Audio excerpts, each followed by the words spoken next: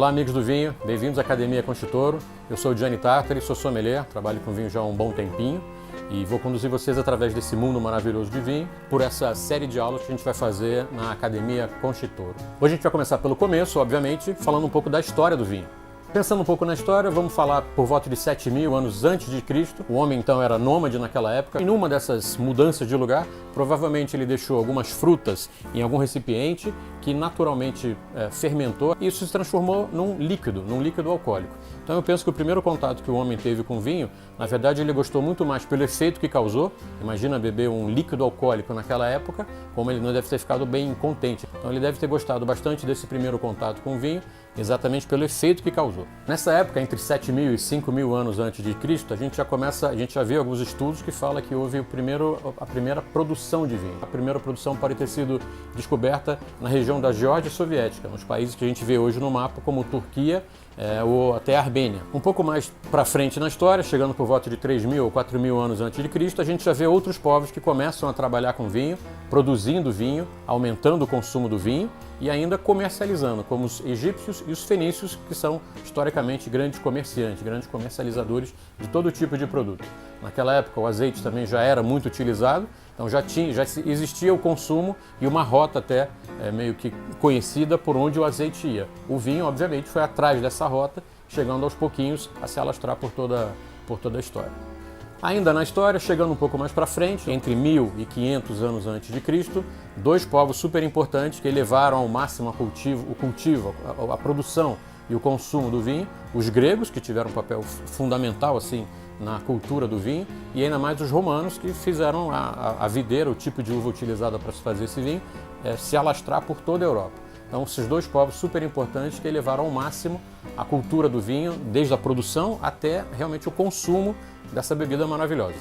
Voltando um pouco na história, falando da época do Egito, o legado que foi deixado pelo povo egípcio, uma coisa que a gente utiliza até hoje, foram listas de vinho, as jarras, aquelas ânforas que foram descobertas em vários estudos arqueológicos e tudo mais, com inscrições do ano em que foi produzido, inscrições com o nome da pessoa que fez o vinho, que era dono daquele pedaço de terra, isso escrito naquelas ânforas maravilhosas. Jogando isso para a nossa história para os dias atuais, pode lembrar um pouco uma carta de vinho com todas as informações escritas, o nome do vinho bem detalhado, a safra, às vezes até o nome do enólogo. Isso já, desde a época do Egito, já foi feito dessa forma. Na época do Egito também deixaram muitos documentos a respeito do vinho, falando como é que era produzido, até quem era o tipo de uso que era utilizado naquela época. Mais para frente na história a gente chega na Grécia, papel fundamental nessa história toda de vinho, a gente deve lembrar muito do vinho grego. Naquela época o vinho já começava a ter uma importância econômica muito grande, então já fazia parte da economia do país, assim, fazer a venda desse tipo de bebida, desse vinho. Faziam-se também muitos cultos ao vinho. Então, nessa época, tinham todos os deuses e o deus do vinho, naquela época conhecido como Dionísio, filho de Zeus, já era muito cultuado. Nessa época da Grécia, já muitos escritores escreviam ou comentavam alguma coisa sobre vinho. Um escritor muito famoso, Homero, que escreveu a Ilíada, ele deixou escrito em alguns documentos como se fizesse uma degustação e descrevesse o vinho. Descrevia o vinho como macio, como elegante, termos que a gente usa até hoje quando vai fazer a degustação de um vinho. Bom, a gente chega agora então na época do Império Romano. O Império Romano é bastante importante assim, porque o soldado romano, quando ia participar de uma guerra, ia participar de uma conquista de algum lugar, ele levava como um gravetinho de videira que ele mais para frente poderia plantar e fazer o seu vinho para o consumo próprio, para o consumo provavelmente da família, caso ele se estabelecesse lá e desenvolvesse uma família. Então o Império Romano é bastante importante e ajudou o desenvolvimento de regiões importantes de vinho que a gente vê hoje na Europa, como a França, na Espanha, em Portugal, chegando até lá em cima na Alemanha, que faz vinhos sensacionais também. Muito bem, chegamos então na Idade Média, onde a igreja tem um papel fundamental nessa história toda do vinho, os monastérios principalmente. Eles foram responsáveis pela melhora geral da qualidade do vinho, ainda nessa época. Dom Perignon, um monge beneditino muito famoso, era grande produtor de vinho branco na região da Champagne. A Champagne não era tão conhecida por esse vinho espumante, chamado de Champagne, obviamente. Produzia um vinho branco concorrendo com uma região que produzia vinho logo ali abaixo, a região de Chablis. Dessa época, a explosão da qualidade, da melhora da qualidade do vinho através dos monastérios. Era importante também nessa época, o consumo de vinho teve um papel importante, porque as pessoas começaram a consumir mais vinho e era muito mais seguro naquela época beber o vinho do que beber a água, que era impura, e consumiam vinho, que não era tão ruim assim, né? Muito bem, chegamos então na era moderna, a nossa era, digamos assim, onde começaram a surgir os verdadeiros apreciadores de vinho, as pessoas que consumiam vinho de maneira melhor. Então, os ricaços daquela época da Inglaterra e da França tinham alguns representantes até na região de Bordeaux. A região de Bordeaux é super importante para o mundo do vinho, onde existe a Bolsa de Bordeaux, onde era comercializado, ainda hoje é comercializado em papel, a quantidade de vinho, né? Todos os melhores vinhos do mundo são circulados ali através da Bolsa.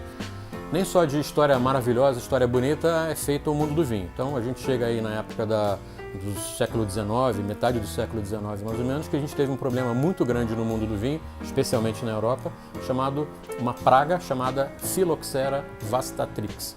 Isso foi um pulgão que veio através de uma planta que veio da América, uma das vites, que num período de 40 anos devastou 80% dos vinhedos europeus, praticamente tudo.